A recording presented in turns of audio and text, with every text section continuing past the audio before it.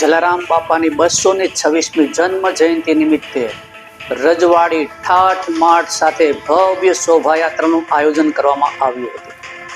નમસ્કાર, સહજ ન્યૂઝ સાથે હું છું ગોપાલ ભેસાણી.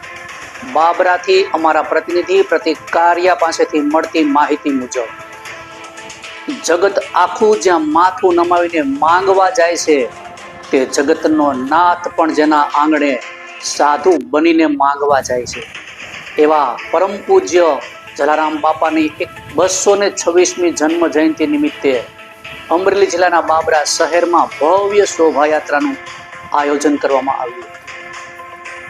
આ શોભાયાત્રા શહેરના મુખ્ય માર્ગો પરથી શાહી ઠાઠ માઠ સાથે નીકળી હતી, જેમાં શહેરના લોહાણા સમાજના ભાઈઓ બહેનોએ માથે પરંપરાગત સાફા બાંધી ઉત્સાહપૂર્વક ભાગ લીધો હતો. જ્યારે બહેનો દ્વારા હર્ષોલ્લાસ સાથે શોભાયાત્રામાં જોડાઈ જલારામ બાપાના જય ઘોષ સાથે માહોલ ભક્તિમય બનાવ્યો હતો.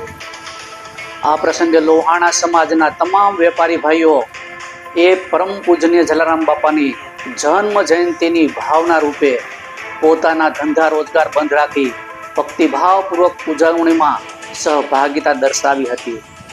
શોભાયાત્રા દરમિયાન લોહાણા સમાજની એકતા, સંગઠન અને સેવા ભાવના સ્પષ્ટપણે ઝળકી ઉઠી હતી.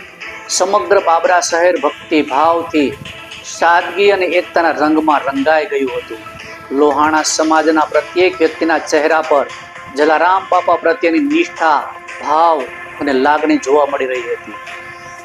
તેમજ સમાજની એકતા અને બાપા પ્રત્યેની લાગણી અને ભાવ આજે પણ અકબંધ છે, જે આજે પણ વીરપુર ધામમાં જોવા મળે છે.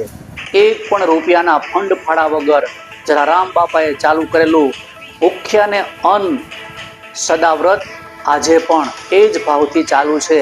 એ જલારામ બાપાની જન્મ જયંતિ નિમિત્તે લોહાણા સમાજ માટે સૌથી પવિત્ર દિવસ છે. આ કાર્યક્રમને સફળ બનાવવા માટે લોહાણા સમાજના આગેવાનો, યુવાનો, બહેનો અને વિશેષ